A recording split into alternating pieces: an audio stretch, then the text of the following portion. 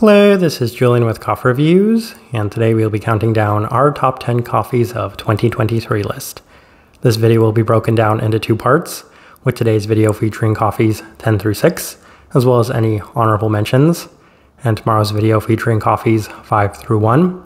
We do have two rules and restrictions for the top 10 list itself, and those are that we're not allowed to use the same coffee roaster or coffee origin more than twice, but there are no rules and restrictions for our honorable mentions list. I did use that as an opportunity to include some of my favorite coffees from origins that did not make it into the top 10 itself. So let's go ahead and discuss that honorable mentions list. And these are in alphabetical order, beginning with the Armoire Firestone, a wash-processed Panama from Apollon's Gold out of Tokyo, Japan. We have the Deborah Terroir, a wash-processed Panama from Kof Circul out of Gothenburg, Sweden. The El Guya Belgesha, a wash-processed Mexico from Passenger Coffee out of Lancaster, Pennsylvania. The Encantos del Coyote, a wash-processed Peru from Kafa Oslo out of Oslo, Norway. The Felipe Contreras, a hybrid wash-processed Guatemala from Manhattan Coffee Roasters out of Rotterdam, Netherlands. Y Finca La Asunta, a wash-processed Bolivia from Luminous Coffee out of Henderson, Nevada. We have the Finca Soledad Pepe Hon coffees, which are both washed and Tagstater wash-processed Ecuadorian coffees from Hydrangea out of Berkeley, California, September out of Ottawa, Ontario, Say out of Brooklyn, New York, and Thankfully Coffee out of Auburn, Alabama. We have the Halo, a wash-processed Ethiopia from Weekenders Coffee out of Tokyo, Japan. The Jansen 841, a honey-processed Panama from Rose Coffee Roasters out of Zurich, Switzerland. The Kiangoi Washed Kenya from Morgone Coffee Roasters out of Gothenburg, Sweden. The Kavanga AB, a wash-processed Kenya from Kafa Oslo out of Oslo, Norway. The Already, wash-processed Kenya from Morgone Coffee Roasters out of Gothenburg, Sweden. And last, the Wilman Mayo AAA wash-processed Ecuador from Sneak Coffee out of Tokyo, Japan. All right, let's go ahead and get started with the top 10 list itself. And at number 10, we have the Shea 22056, a wash-processed Ethiopia from Moodtrap Coffee Roasters out of Singapore. And this is the first coffee I'd ever tried from this coffee roaster, and I was certainly impressed, as this ended up being my favorite wash-processed Ethiopian coffee that we reviewed this entire year, as it did offer so many of the classic and expected geisha characteristics, even more so for a washed Ethiopian coffee, as a lot of what I got from this coffee tends to be things that I get from washed Panamanian geishas, that of course being that slightly grainy citric quality that at times can be reminiscent of cereal, and that was ever present within this coffee right from the start. And what was really impressive about my first run with Moodtrap's coffees was just how easy they were to brew, as it continued to improve every single time I tried it, offering everything I was hoping for and more within this coffee.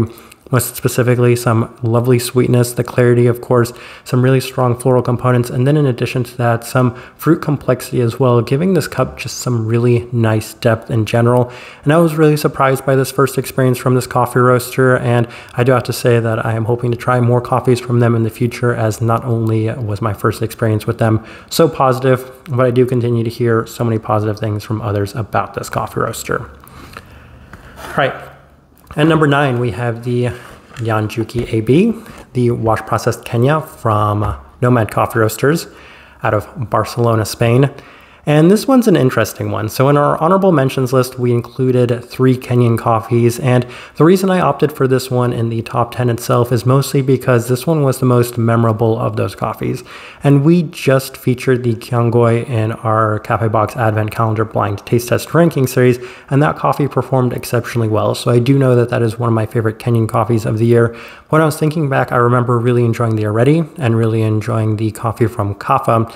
But as far as those coffees went, they were all really impressive. I just didn't necessarily remember what it was that set apart the Kafa coffee as well as the other one from Morgone. And while the Kiangoi was amazing, this is the coffee that I remembered the most, at least for Kenyan coffees throughout the year, as this is the first time I'd had a coffee from Nomad that I was truly impressed by, as it offered such a wonderful candied sweetness throughout the entirety of this coffee. Couple that with the fact that it had a very impressive brown candy characteristic to it, all with great clarity. And I can safely say that this is one of my favorite Kenyan coffees that we've ever reviewed on this channel. And I think the main reason it ended up in this top 10 list over those other 3 coffees is mostly because it was the most memorable of those coffees. And I do want to go back and try the other ones as well to see how they compared to this coffee. But as far as it goes for me, given the memorability of this one, I'm going to put it in our top 10 at our number 9 spot. All right, next up, we have the Jose Salazar, the wash processed Columbia from Passenger Coffee out of Lancaster, Pennsylvania. And this one is such an interesting coffee to me for a number of reasons, as it was actually picked out by one of my friends when they were looking through Passenger's offerings. And I didn't even give this one a second look the first time I saw this coffee. It was only the time I was told to give it a shot that I actually was kind of a little bit more intrigued by it, mostly because of the variety that it utilizes, which is the ají bourbon, not necessarily the most common in Colombian coffees or just in coffee in general right now. And I went to try this coffee and I was really blown away by a lot of these sweet characteristics that were present within it. It offered a lot of the similar characteristics I've mentioned in the other coffees, specifically the clarity, the sweetness. But this one also offered that brown candy sweetness, which has been kind of a bit of a theme with the coffees we've discussed so far. But in addition to that, a wonderful peach-like aspect to it.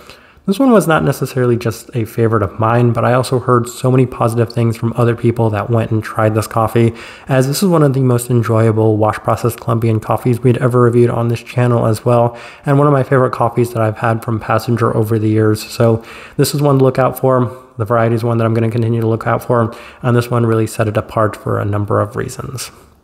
All right, at number 7, we have the Medina WX, the wash processed Columbia from Kof Circul out of Gothenburg, Sweden.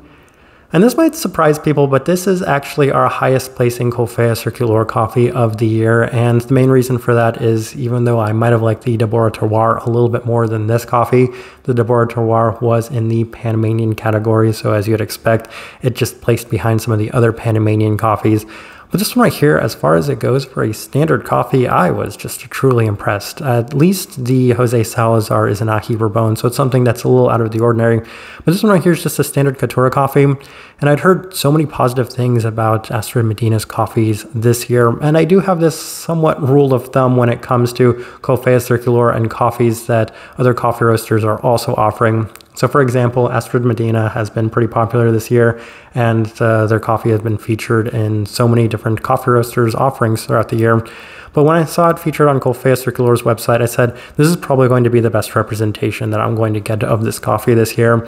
And it definitely lived up to that expectation, as I was truly impressed by the immense clarity, which is obviously a theme in all of these coffees, is the very high level of clarity that I was experiencing from these coffees. This one right here, certainly no exception, as it had a wonderful structure to it, which is something that I've come to expect from Kof Circul.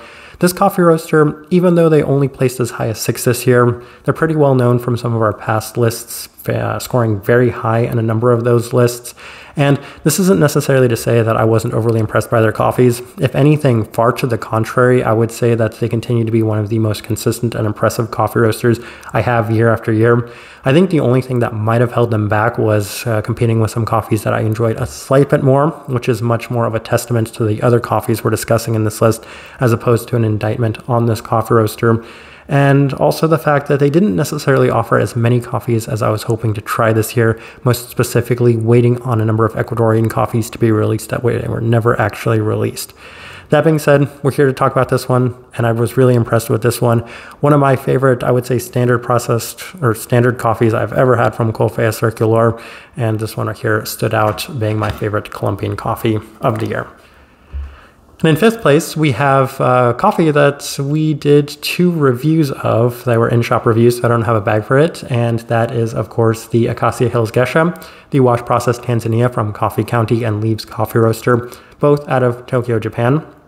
And that coffee was from our big Japan coffee review series, and those were my favorite coffees from that entire trip, with the exception of some coffees that I actually didn't do reviews on.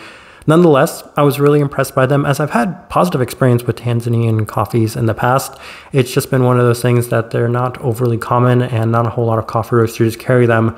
So the first moment I saw it at Leaves, I knew I had to try that coffee, and it lived up to the expectation. A lot of people were expecting a lot of really positive things from Leaves and the coffee shop, at least in terms of the coffee itself.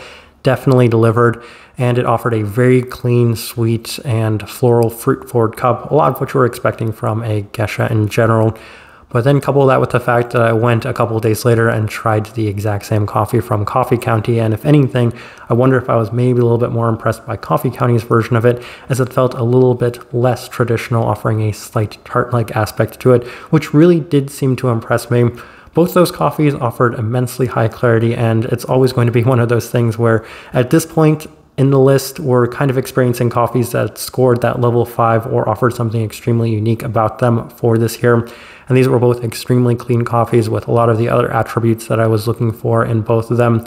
So massive credit to both of those coffee roasters, as it is their first ever appearance on our top 10 coffees of the year list. And in addition to that, I'm hoping to try some more coffees from them in the future, especially Coffee County as their coffee roaster I want to explore a little bit more in depth. All right, this has been part 1.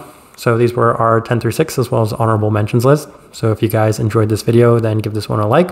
If you tried any of these coffees, I'd love to know your thoughts and impressions of those. So let me know what you thought of them as well. I'll leave this at that. If you're enjoying the content, again, like this video, subscribe if you're not already subscribed. This has been our part 1 of our top 10 coffees of 2023 list. Thank you for watching.